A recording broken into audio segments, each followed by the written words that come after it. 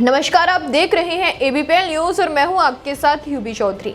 खनन रॉयल्टी और गाड़ियों के फिटनेस निजी हाथों में देने के विरोध में हल्द्वानी में खनन कारोबारी पिछले 3 महीनों से अलग अलग तरीकों से धरना प्रदर्शन कर सरकार को चेताने का काम कर रहे हैं, लेकिन 3 महीने बाद भी खनन कारोबारियों की मांग पूरी नहीं होने से उनमें लगातार आक्रोश बढ़ता जा रहा है और उनका धैर्य अब जवाब देने लगा है।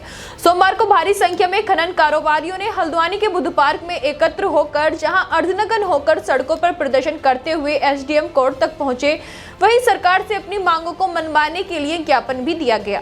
खनन कारोबारियों ने अर्धनग्न होकर सड़कों पर प्रदर्शन करते हुए सरकार के खिलाफ जमकर नारेबाजी की। सड़क पर उतरे खनन कारोबारियों ने कहा कि 3 महीने बाद भी गौला नदी पर खनन का कार्य शुरू नहीं हो पाया है।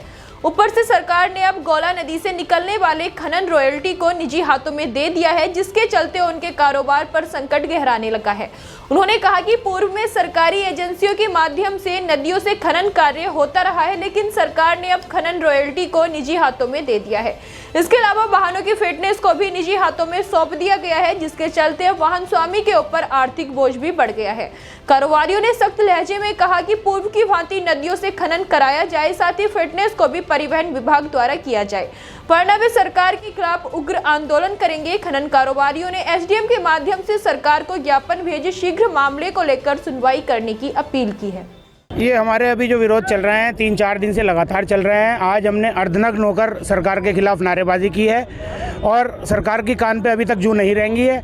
अगर नहीं 2-3 दिन में कोई फैसला आता है तो हम बाज़ार बंद, चक्का जाम का निर्णय लेंगे और सारे व्यापार मंडलों से मिलकर बात करके और बाज़ार बंद कराएंगे और चक्का जाम करेंगे, जिसकी पूर्ण जिम्मेदारी शासन प्रशासन की होगी। किस प्रकार की दिक्कतें हो रही हैं आप लोग, अगर ऐसा निर्णय आता तो क्या दिक्कतें हो जाएंगी? इससे जो पहले 1995 में वर्चस्व की लड़ाई थी, कई मर्डर एक साथ होते थे खनन को लेकर, वो दोबारा से उत्पन्न होंगी, वर्चस्व की लड़ाई होगी। मैं चाहूँगा मेरी गाड़ियाँ ज़्यादा भरें, ये चाहेंगे इनकी ज़्यादा गाड़ियाँ भरें और इसी उसमें गोलीबारी होगी, जैसे कि पहले कभी 1995 में होती थी।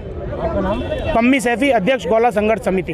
देखो, माननीय मुख्यमंत्री जी ने जो है ये गौला में ठेके में देने का जो फैसला लिया है, हम इसका पुरजोर विरोध करते हैं। और इसमें जो सबसे बड़ी मेन भूमिका है वो यहाँ के पहले खनन के जो रह चुके राजपाल लेगा जी, वो तरह तरह की योजनाएं बनाते हैं और राजपाल लेगा जी का सब करा धरा है। और हम इस हल्द्वानी को 1995 वाली परिस्थितियों में नहीं जाने देते, क्योंकि ये माननीय मुख्यमंत्री जी ने भी सब कुछ यहाँ देखा है। अगर यहाँ पे वर्चस्व की लड़ाई होगी तो नौजवान एक अपराध की ओर जाएगा।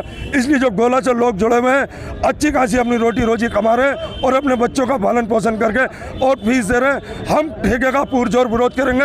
अगर सरकार ने हम लोगों की, नौजवानों की बात नहीं मानी तो हम बाजार बंद और चक्का जाम, और जैसे 2009 की परिस्थिति हमने बाजार में और चक्का जाम जैसा करा था, उसको तैयार है सरकार। हम इस बात के लिए तैयार हैं। अरशद अयूब, गौला संघर्ष समिति। देखिए, मैं तो सबसे पहले मुख्यमंत्री धामी जी को ये मैसेज देना चाहता हूँ, आप हमारे नज़दीक के जनपद के हैं, खटीमा के, और आप नदी के बारे में हर चीज़ जानते हैं। आपके यहाँ भी शारदा चलती है और जो है गौला से भी आप बहुत अच्छी तरीके से परिचित हैं।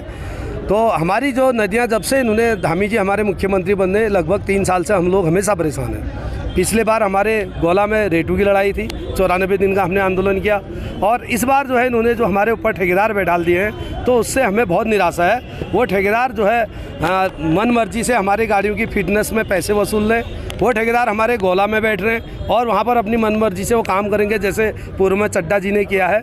तो इसलिए हम इसका विरोध कर रहे हैं। आपका नाम? रमेश चंद्र जोशी, अध्यक्ष गौला खनन मजदूर उत्थान समिति।